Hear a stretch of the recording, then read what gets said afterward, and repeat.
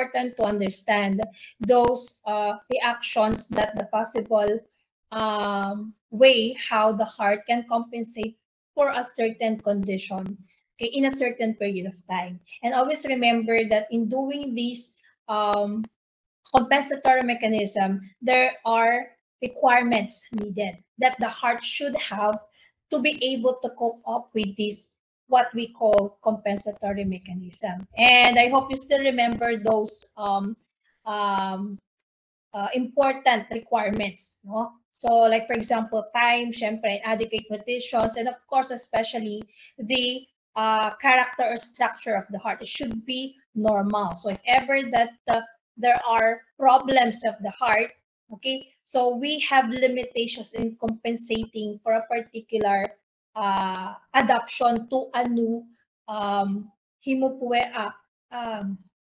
hemostatic condition. And so anything that lacks on the requirements might affect the compensatory mechanism. Okay, so thank you very much, Ms. Nicole. So I guess we will start discussing on the diseases of party of the myocardium in the cardiomyopathies. Okay, so let me again share my screen to that. Hanapin ko na lang siya ulit.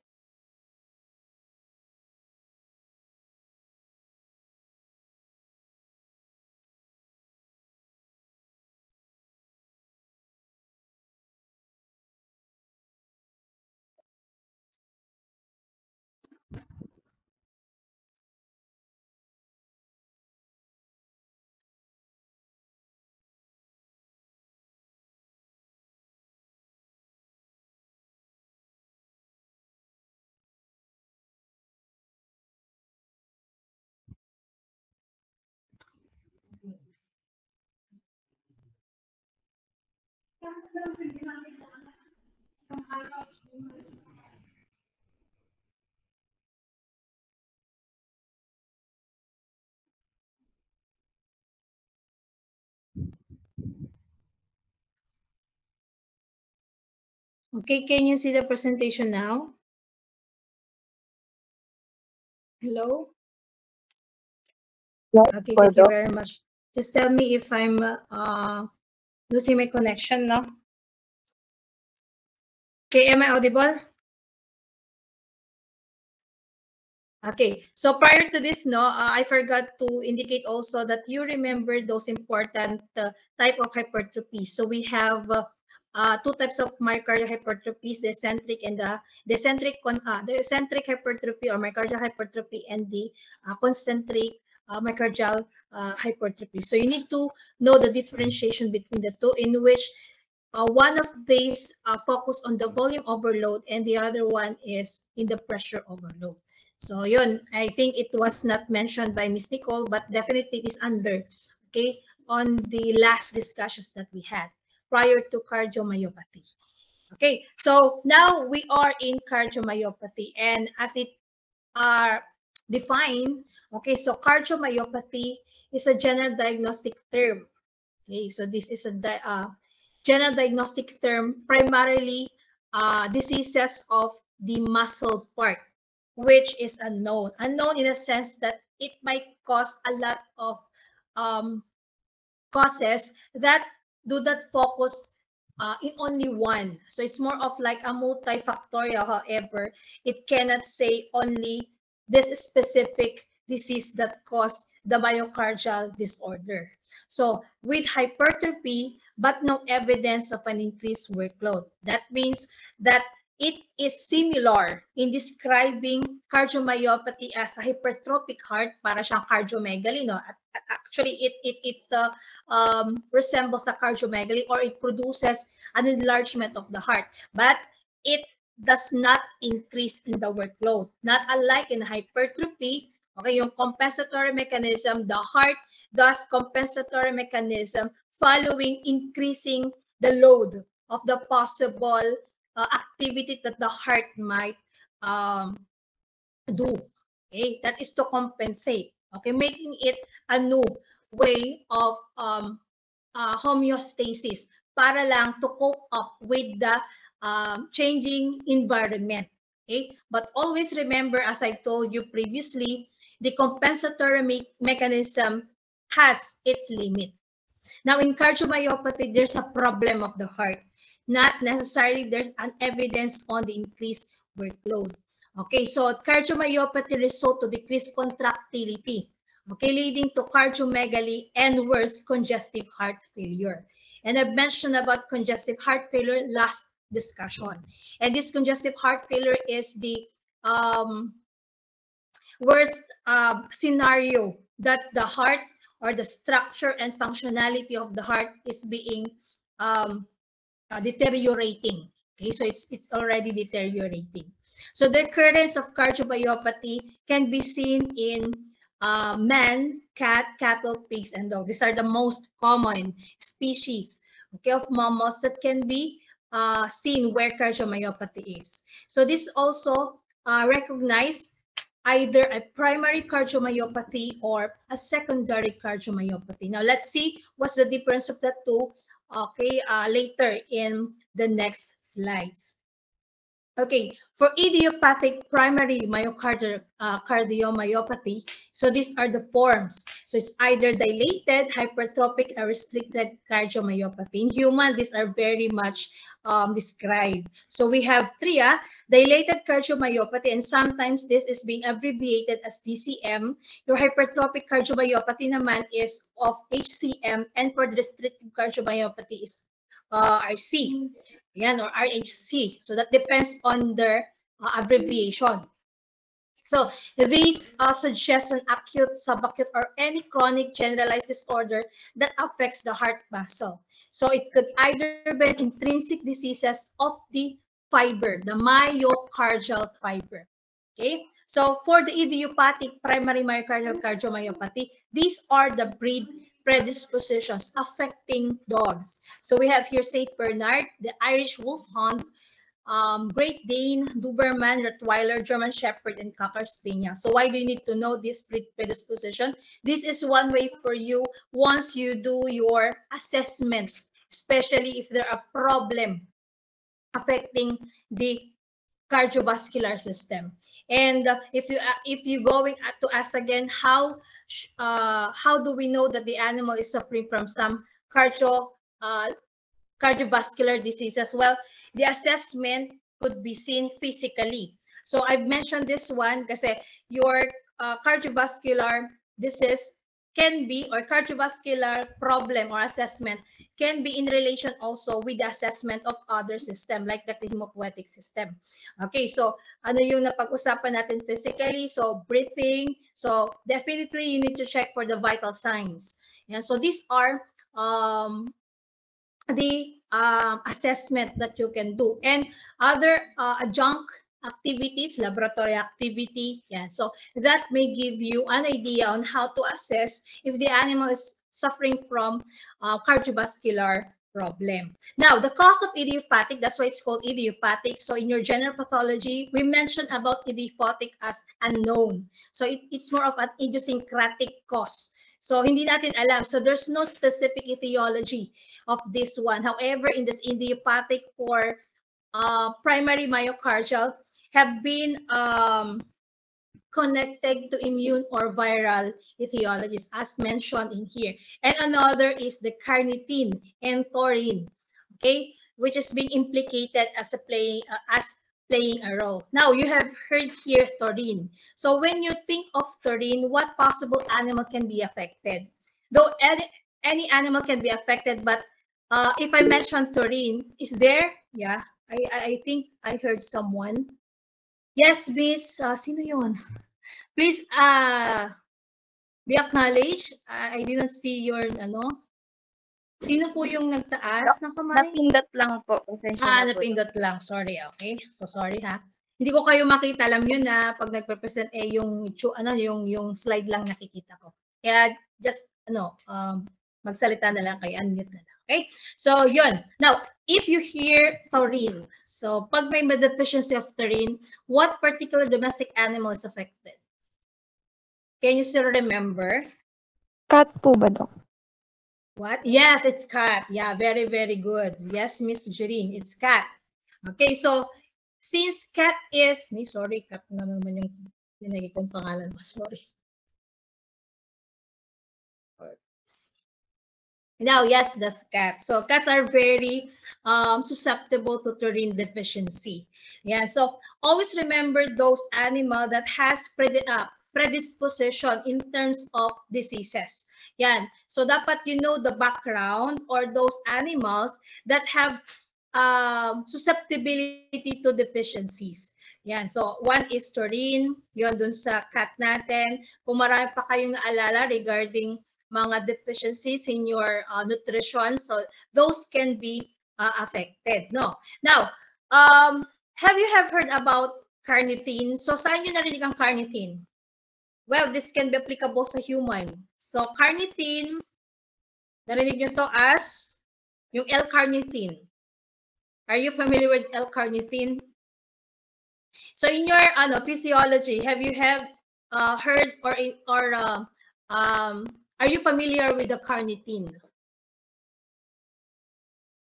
So actually, your carnitine is very important as part in the mitochondrial or the oxidative phosphorylation. Okay, doon sa metabolism. So carnitine is one. It's very important substance or very important molecules in that, especially in the oxidative phosphorylations. Okay, so this is an example. Ito yung mga different types kanina, no, ng primary, okay, the idiopathic. Your hypertrophic cardiomyopathy and the dilatative, okay, ito yung sa DCM or dilated cardiomyopathy. So you have the normal here and the abnormal, the two abnormal. So this shows you how it looks like. So this is just a schematic caricature, okay, showing the differences, okay, when you compare this to the normal heart. Okay, so what's the problem here? Now, if you will notice, the apex, ayan, and portion of the base is different from the normal in letter A. And of course, in letter C, since it's more of DCM, so there is an actual enlargement. Okay, there's an actual enlargement of the heart muscle, and of course showing you also the dilatations inside the different part or the different chambers. Okay, so yan. So however, in hypertrophic cardiomyopathy here, you can see increasing the thickness, okay, the thickness of the muscle part, so when compared to the normal one. Okay, so let's start discussing the dilated cardiomyopathy. So your congestive or dilated cardiomyopathy is a progressive cardiac dilation and contractile dysfunction. So the pathophysiology behind this dilated cardiomyopathy or congested cardiomyopathy starts in decreasing contractile force that increase end diastolic volume. Okay, so this can be seen in cats and foxes with taurine deficiency and of course with L-carnitine deficiency. Histological picture of dilated cardiomyopathy shows myocardial fibers thinning and wavy. Okay, so if you will imagine, no, so para siyang, since it's dilated, no, so myocardial fibers, okay, the myocardial fibers, to a point that could be, if this will become chronic, no, chances of disruptions can be seen. Okay, so this is the pathophysiology. Now, for the oh, by the way, in this picture, you will notice there are some of yung whitish part. So some adipose tissues can be seen as deposition and a certain amount of fibrosis. So sabi ko nga, so since may dilatation, so there is a possibility of stretching to disruption, okay, of the myofibers. And you know that myocytes, okay, that are in the heart or cardiac myocytes do not just regenerate. Okay, so these are what we call permanent cells. So what may limitations. Now, what particular process that these possible cardiac myocytes to repair, okay, or to repair any disruptions is the mode of connective tissue deposition, and that is fibrosis, scar formation. Okay. Okay, for hypertrophic cardiomyopathy, so the increased heart rate as a percent in relation to percent body weight. Now, if you will notice in the picture a while ago, there's an increase or thickening, okay, of the heart muscle. The pathophysiology behind this one is there will be a decreased ventricular filling, leading to decreased compliance and diastolic dysfunction. So the concentric hypertrophy that we mentioned in our compensatory mechanism become abnormal.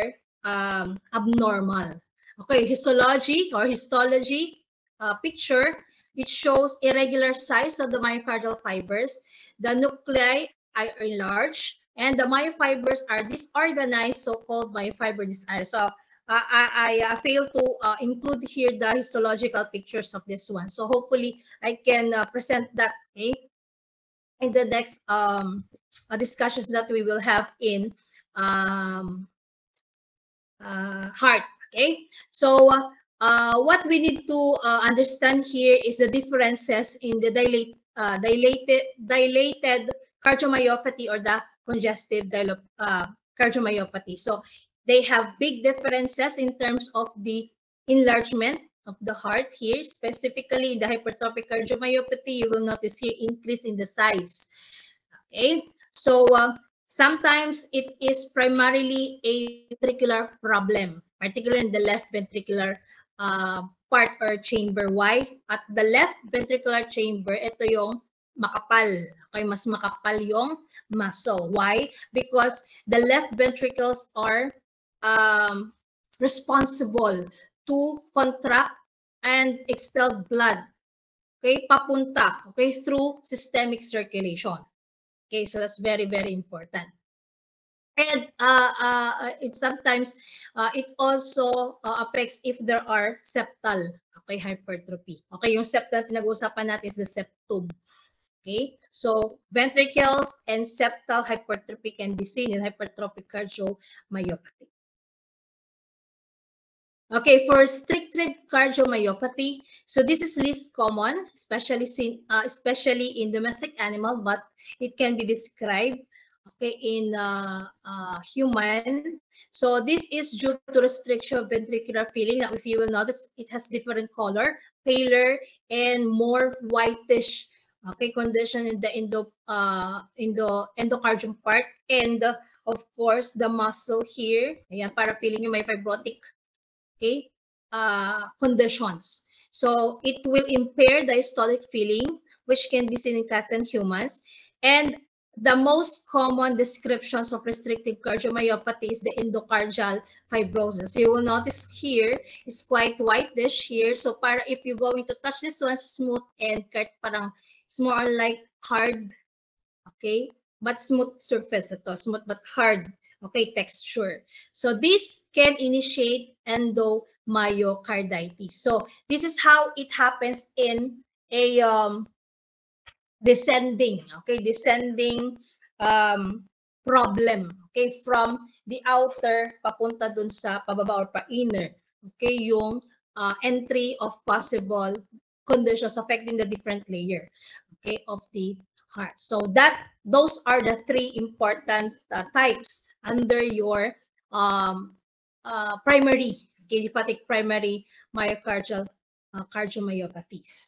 Okay, now for the secondary cardiomyopathies, so this refers to any disease of the myocardium that results of a metabolic, toxic, infectious, or neoplastic disease processes. So diseases that are said to be non-inflammatory usually shows per acute, subacute, or chronic. So these are the differences, okay, in terms of the idiopathic primary cardiomyopathies to secondary myocardial cardiomyopathy. So secondary, these are more on the responses or output of infection, ayan, depending if it is a metabolic, toxic, or diseases, okay, caused by metabolic or toxic, and some infectious processes, at the same time neoplastic.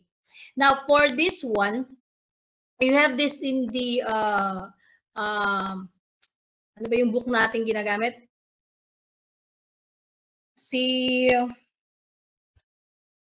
Pathologic McKibben. basic. Yeah, si McKibben. Yeah, si pathologic basic disease. You can see there the common causes, but you have that already in your LRP. Okay, you read on that kasi there are different causes in pathophysiology and animals affected. So marami kasi yon. Okay, isa-isa yon, marami yun. So basahin nyo yun. Okay, for secondary cardiomyopathy. The good thing here is that it was identified the cause. Okay, it will be seen in your LRP yung mga causes. So you can still read on this one and supplement that sa McKibben.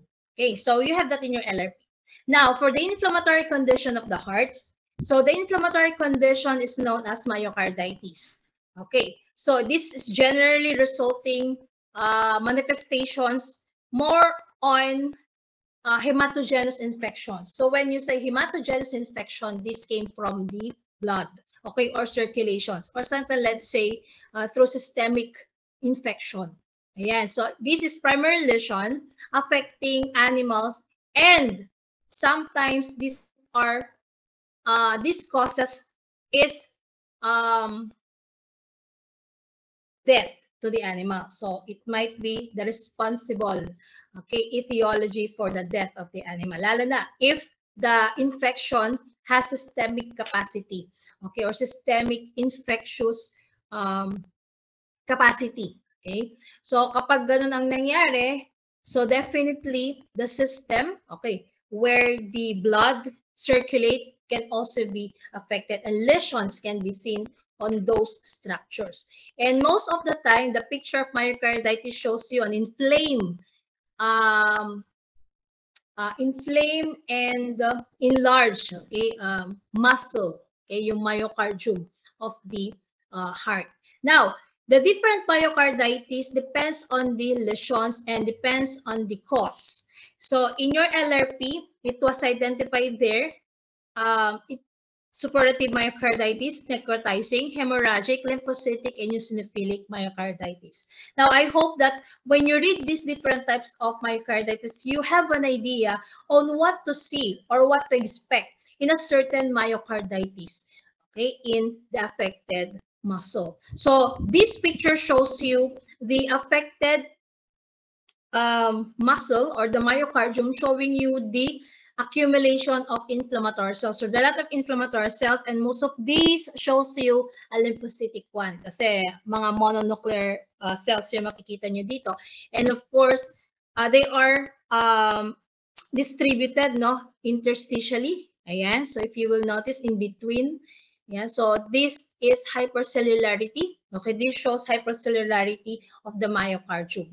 And you can just confirm the type of myocarditis through this one, okay, through histopathologic condition. And of course, side by side with the physical, okay, examination or physical assessment, history, the clinical history at the same time, if you done laboratory examination. Okay, so that will confirm the possible etiology of the condition. Okay.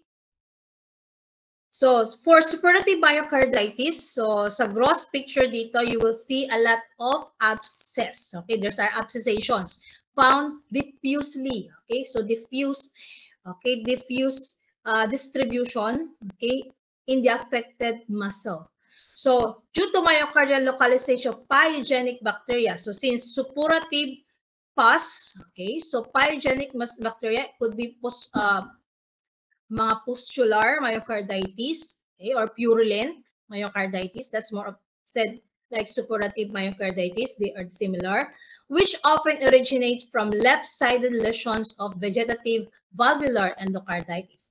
That means that there is already an existing problem or infections affecting the endocardial layer, and then habang tumatagal, it penetrated the myocardium layer. Okay, so yun yung one way or chance for the myocardium to be affected with this kind of condition. So grossly, it shows disseminated lesions, pale disseminated lesions, okay, on the affected myocardium. And histologically, it shows neutrophilic infiltration. Take note, mark, ibig sabihin there's hypercellularity, particularly of polymorphonuclear cells most focusing on the neutrophils. Okay, and of course there is myocyte necrosis and abscessation. So since may abscess tayo dito, you are expected to see necrotic myocytes. Okay, so this is the histologic appearance. So an example that causes myocardial abscess is Staphylococcus aureus infection. So this is hemorrhagic myocarditis. So what makes it different to your suppurative is the constituent of the inflammation. Now, if you will notice, the affected myocardium has a lot of distributed. Okay, so the myofibers intermingling, no? So in between the myofibers, you will notice here a lot of RBC. So the RBC are liberated, okay, within the interstitial spaces that can be seen if there are destroyed or disrupted blood vessels. Okay, so that make it to escape from these areas. So this condition occur together with the hemorrhagic inflammations typically found in skeletal muscle of castle with black leg. So black leg, the causative agent of black leg is, what's the causative agent?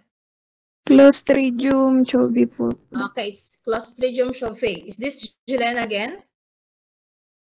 Opo, Doc. Okay, thank you, Ms. Ortiz. Yeah, it's your shoveyi. Okay, your Clostridium shoveyi. And the heart is not an exemption to be affected with black leg. So since your heart not a skeletal muscle but more of the characteristic as striated. Okay, striated. May striation siya. It is involuntary with striation. That's the difference. That's why cardiac muscles is a special muscle, no, in between the skeletal and your smooth muscle in terms anatomical structure. So ito, affected din siya. So what happened here is that Clostridium shoveyi is a hemorrhagic disease.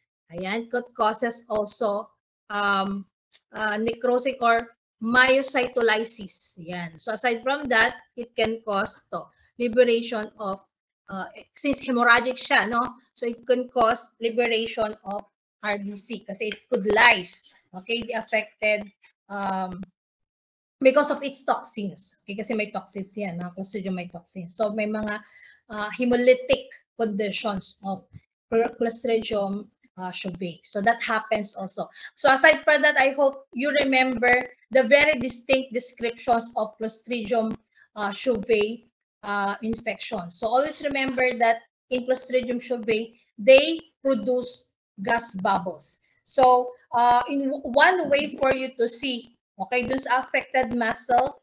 So if Clostridium shoveyi or clostridial infection is one of your diagnosis, okay, you see the possible picture of necrotizing muscle, kung histopath yun, na necrotizing muscle with gas bubbles in between. So if cross ang ipapakita naman kasi, the necrotizing muscle shows you a blackened and some smell. Okay? Smelly yung affected muscle. Okay? So that's discussing your microbiology. And of course, in your ruminant. Yeah, so ruminant. Okay, so that's the hemorrhagic myocarditis.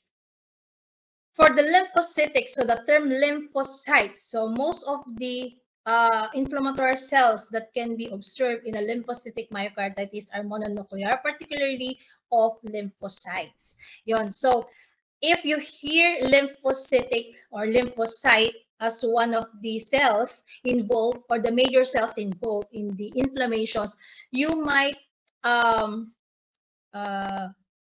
relate this one with the as caused by viruses. Ayan. Kasi it stimulates it stimulates the immune system. Ayan. And it actually affects, okay, the immune system. Okay. So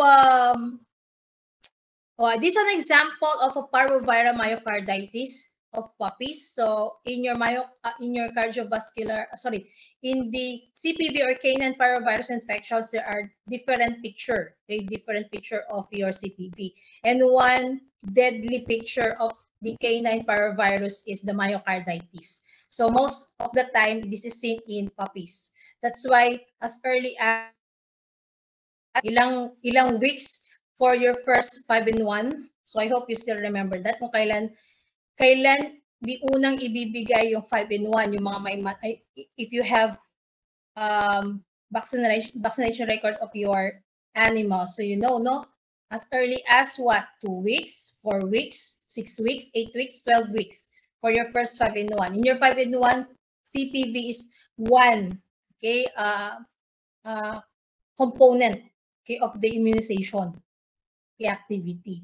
So dito ang nangyayari, so it shows disruption, okay, of the actively, okay, kasi ang ang CPV or the parvovirus characteristic is to destroy.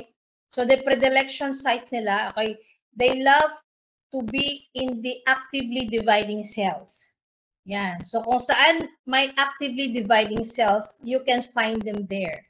So yun yung kanilang way of yung sa pathophysiology nila. Okay? So if they do destroy those actively dividing cells, so what will be expected? Okay, so since these muscles, if these are part of if these dividing cells will give rise to the muscle, okay, or muscle fibers, and it will already be affected, it will hinder, okay, the promotion or development of the muscle of that particular affected structure. Yan. So dito, unfortunately, it's the heart, okay, the myocardium. So isa to sa mga predilection site sa puppies. So other than that, we have also the gastrointestinal parvovirus. So ito yung palagi nyo nakikita that the manifestations more on yung bloody diarrhea, foul-smelling bloody diarrhea. So that's one also picture of your parvoviral disease in which they invade the ano ba yun? Doon sa may actively dividing or producing actively dividing enterocytes. Forgot the, no? The crypt of Lieberkühn. Yan, doon sa area na yan. So, if you see histological pictures, may blunting. Okay? And sometimes wala nang makikitang mga villi. So that happens, okay, in the progression of the invasion of parvoviral disease or parvoviral virus. And that could happen also in the heart muscle. Okay, so histologically, there is disseminated interstitial lymphocytic infiltration as you can see in the picture. So ito, nakikita nyo. Ayan. So you see here a lot of, okay, these are the disrupted, okay, this is already disrupted myofibers. You have C here. Ito yung mga lymphocytes nyo. There's some RBC here. Ayan, you can see the some fibrosis. Okay, mga fibroblasts is part of the fibroblast in the interstitial spaces. No, but definitely the affected muscle. This is the myofibers. Ayan, so may destructions of the myofibers. Okay, scattered myocyte with large basophilic intranuclear viral inclusion bodies. So dito hindi ko makita masyadong, there are some inclusion bodies here. Ayan, yun mga darkened portion. Ayan. So this is one way to see if there are viral particles, okay, on the affected myofibers. So saan nyo makikita? In the nuclear region. Kasi intranuclear inclusion bodies sila. And these inclusion bodies are very important to see and give you an idea of what specific virus, okay, and what family, okay, of virus does this particular disease under. Ayan, kasi meron tayong RNA and DNA. Ayan, so most of the time, kapag mga DNA family yan, their intranuclear, their inclusion bodies are found in the nucleus. And other than that, meron din makikita sa cytoplasm. Pero may exceptions. Hanapin nyo, nasa virology yun. Okay, so this is lymphocytic myocarditis. And always remember that viral diseases do not have treatment. But you need to prevent this one through it is preventable through immunizations, and at the same time, increasing or boosting the immune response of the animal. Kasi it's the immune system fighting off that particular pathogen. So this is another picture of hypercellularity of the myofibers, especially in the cardiac myofibers, showing you the populations of lymphocytes. Okay, so in between. So you have seen here a lot of lymphocytes. Some can be seen as plasma cells. You see here some of the plasma cells here. Then madami-daming lymphocytes dito. Okay? So example, okay, another is necrotizing myocarditis and eosinophilic myocarditis. The necrotizing myocarditis may resemble this one. So the term necrotizing is an advanced form in which nagkaroon tayo ng mga myocytolysis also. And that can be seen as a frequent lesion of toxoplasmosis. Okay. Ano ang toxoplasmosis? What is toxoplasmosis? Are you familiar with toxoplasmosis? Anyone? Can you still remember your... yeah, sige. Ano siya? Anong Toxoplasma gondii? Parasite. Anong parasite? Blood parasite po ba, Doc? Ang bilis-bilis ah. Okay, it's a blood parasite. Okay, Toxoplasma gondii is your blood parasite. Okay, so mga para siyang somewhat like protozoal. Okay, mga disease na yan. So I hope you remember your Pharma 2, kung ano yung kanyang drug of choice ng Toxoplasma gondii o toxoplasmosis. Yes. Okay, so yan yung mga yung mga i-remember nyo. Anyway, balik tayo sa necrotizing myocarditis. So this is the common picture of toxoplasmosis. And for eosinophilics, very specific. You have the eosinophils as the not actual, but the primary present cell. Okay, so WBC related to the myocarditis. Okay, or the status of the inflammations. So this could be a parasitic infection such as sarcocystis. And sometimes they can also be involved in allergic reactions. Okay, pag may mga allergic reactions. Okay, so parasites, infections. So may ang eosinophils kasi they are being attracted. So one of the immunoglobulins being activated, okay, is your IgE. Ayan, so with that, if you follow the immunology, so yan yung mga connections in which eosinophils can be attracted on that particular parasitic infections. Kasi parasites can there is this specific substance that can be activated, okay, that focusing on the activity of the eosinophils. Ayan. Okay, so with this eosinophilic myocarditis, yan, aside from your sarcocystis, so yung mga trichinosis, yan, mga parasitic infections, dun sa mga muscle infection, ayan, that affecting skeletal muscle also, kasi may muscle din yung heart, okay, yung mga may cyst, okay, so yun, makikita nyo, there's a eosinophils, that there's some fibrotic, okay, so may mga fibrotic conditions and the accumulations of eosinophils in the area. Just like this one, para siya insisting on this area. Okay, para siyang not necessarily capsulated pa, but definitely may kapalan. Okay, medyo makapal na yung affected area dito. Okay, so those are the examples of myocarditis depending on the primary constituent of the inflammation. Okay, so the sequel of myocarditis could be, first, complete resolution of lesions. That depends if the virulent and pathogenicity of what we call pathogens are not that virulent or pathogenic.